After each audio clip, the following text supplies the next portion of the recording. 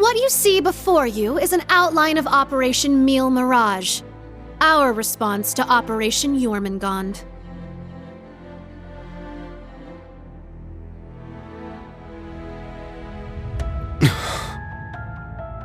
I knew it. It doesn't stray too far from what we'd expected, but even so... Seeing it all laid out like this makes it overwhelmingly real. I get that a plan this crazy is probably our only hope, but... still... We're really gonna do this, huh?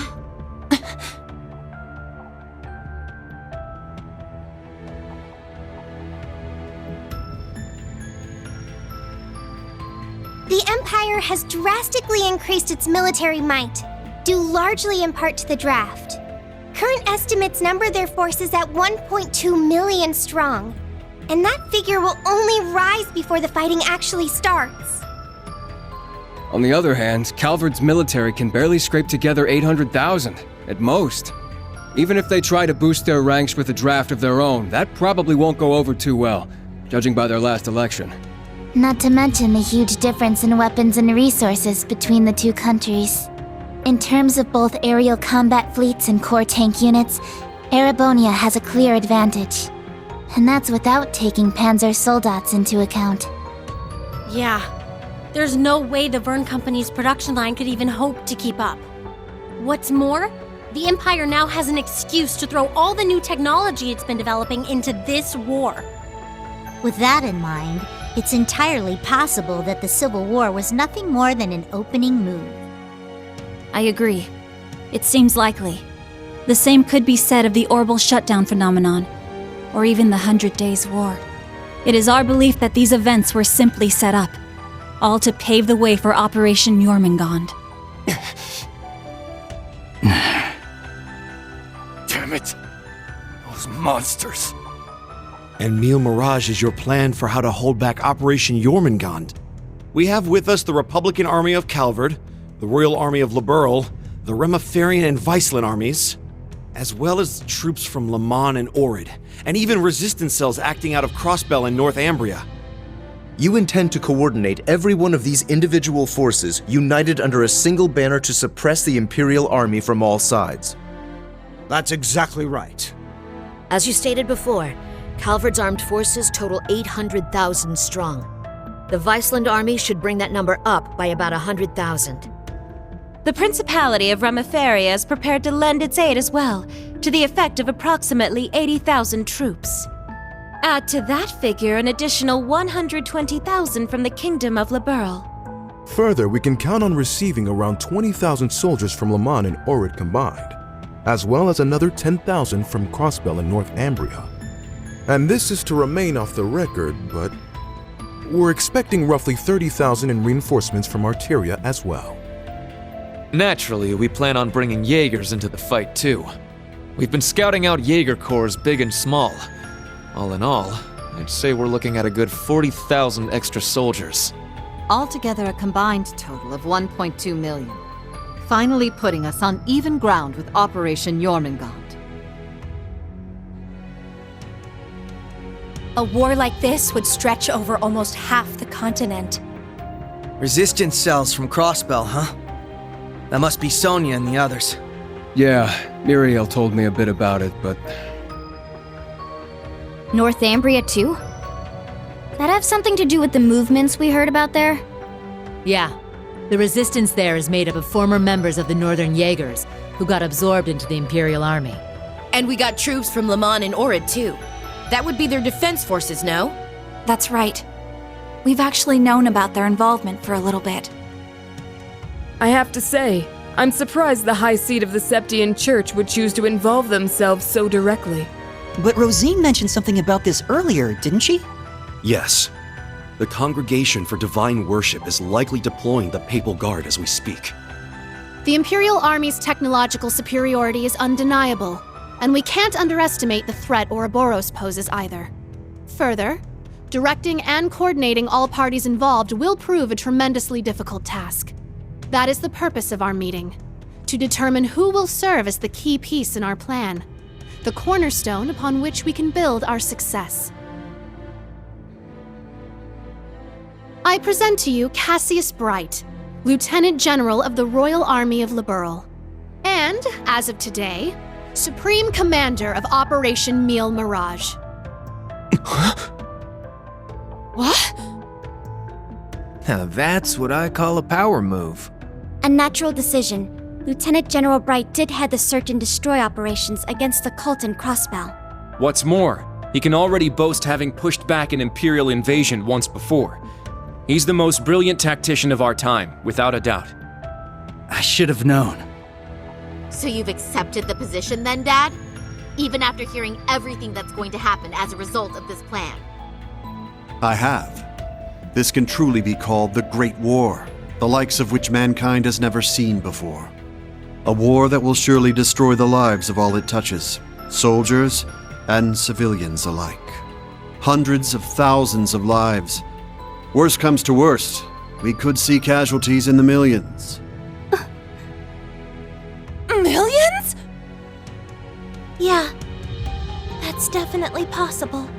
But at least it will keep the Empire from completely destroying everything. Yeah. She has a point. I think I speak for us all when I say this dreadful decision weighs heavily on our hearts.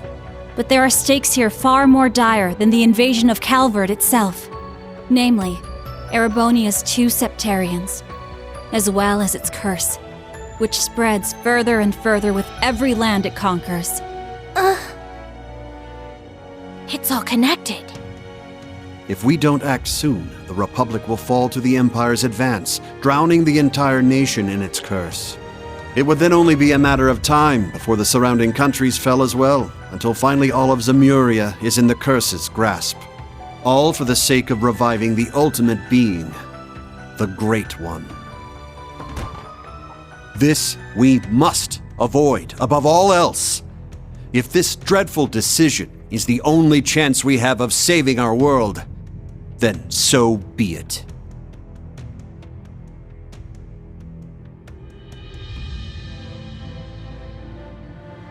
This whole catastrophe began in Erebonia. Though I can't personally agree to this plan, as a member of the Imperial family, I must allow it. Your Highness. This is the consensus we have reached. I trust you understand now the reason we've gathered here. There are a few things we must ask you now. Namely, if you accept the necessity of our plan. And furthermore, if we can count on your cooperation. I'm sure you'd like some time to talk things over amongst yourselves, and with your other allies as well. But as you can probably tell, that's time we just don't have. Members of the Bracer Guild, Special Support Section, Class 7, and Thor's Military Academy as a whole. We need your answers, here and now. How do you respond?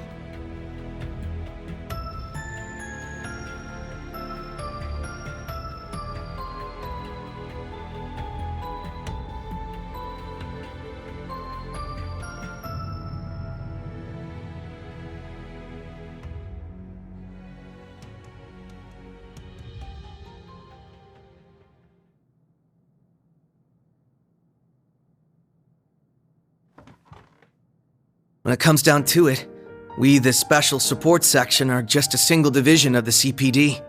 We're in no position to defy the will of a nation, let alone 4. We understand the severity of the situation. But be that as it may, we can't, in good faith, lend our aid to this cause.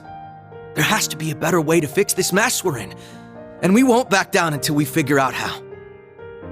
Not just to stop this war, but so that someday, Crossbell can take back its independence for good. I see. You can count the Bracer Guild out of this deal, too. We're the supporting gauntlet of the common people. Their security and protection will always come first. But at the same time, we understand that you have to do this. So instead, we'll make sure to get in touch with our headquarters in Le Mans to organize an evacuation plan for all the citizens. And in the meantime, we'll look for our own way to resolve this, just like the SSS. That's the Bracer Guild's decision. Estelle.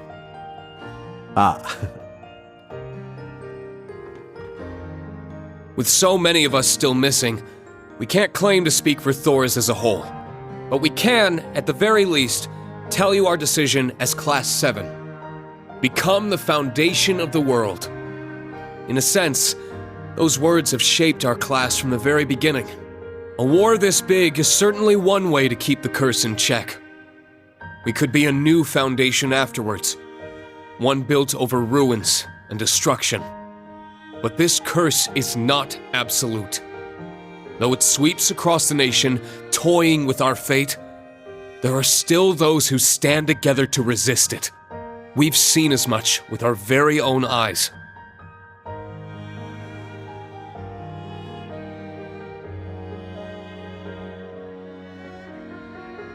We need a plan to try and ensure the safety of the world as we know it. Mille Mirage can be that plan. But, like the Guild and the SSS, we choose to find a third path forward for ourselves. That means dealing with any incidents brought about by the curse, as well as the rivalries. Whether or not that's even possible, I don't know. Time is running out on us even as we speak. Yet still, we'll continue to tread forward, step by step.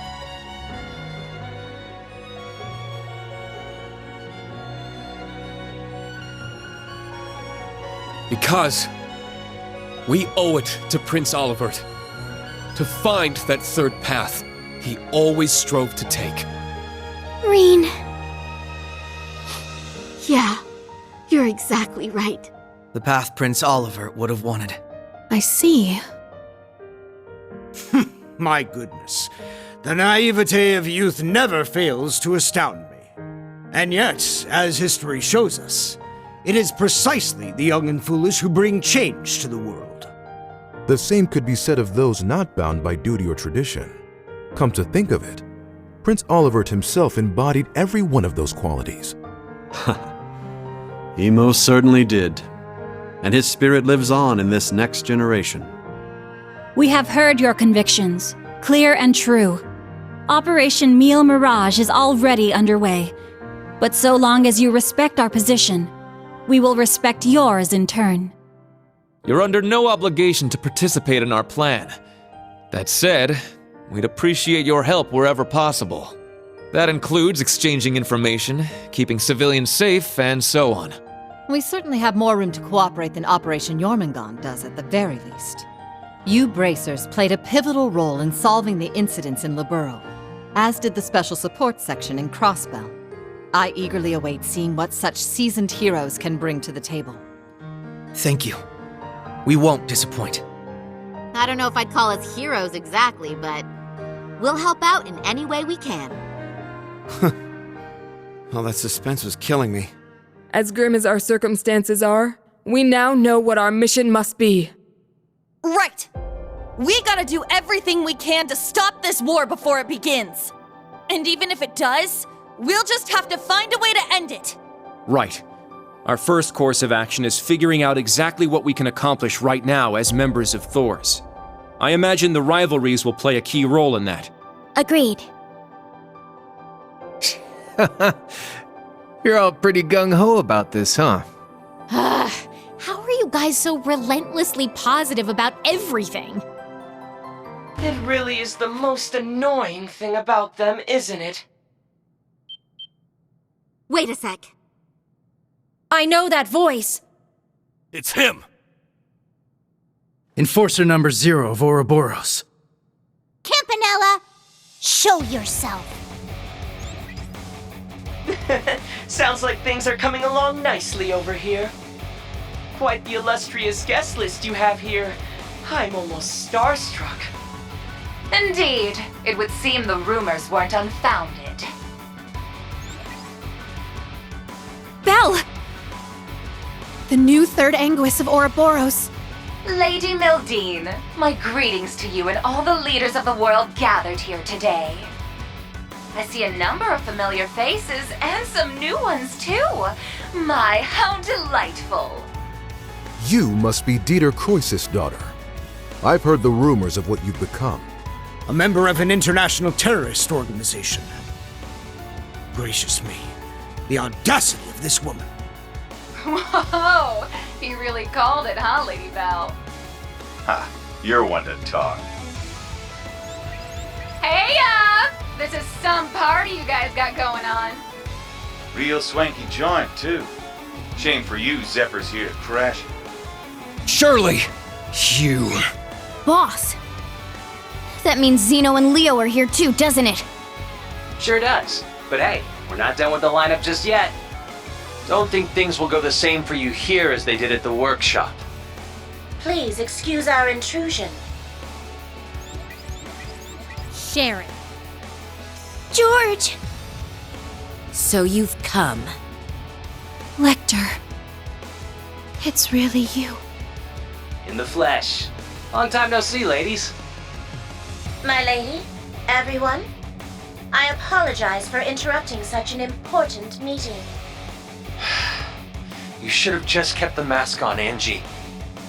If you're all quite finished, it's time I make the final introduction. Your Highness! Cedric, why are you... Ah, if it isn't my dear sister Alphen. And Class 7. Your little stunt in leaves caused me no end of headaches. You had it coming! That's what you get for getting Elise and Tio all wrapped up in your schemes! That's simply how it works between us. You should understand this by now. The rivalries are no different. This particular matter has been entrusted to me by Chancellor Osborne himself. Consider this a little congratulatory visit from us to celebrate the commencement of Operation Mille Mirage. Were we just hacked? Yep.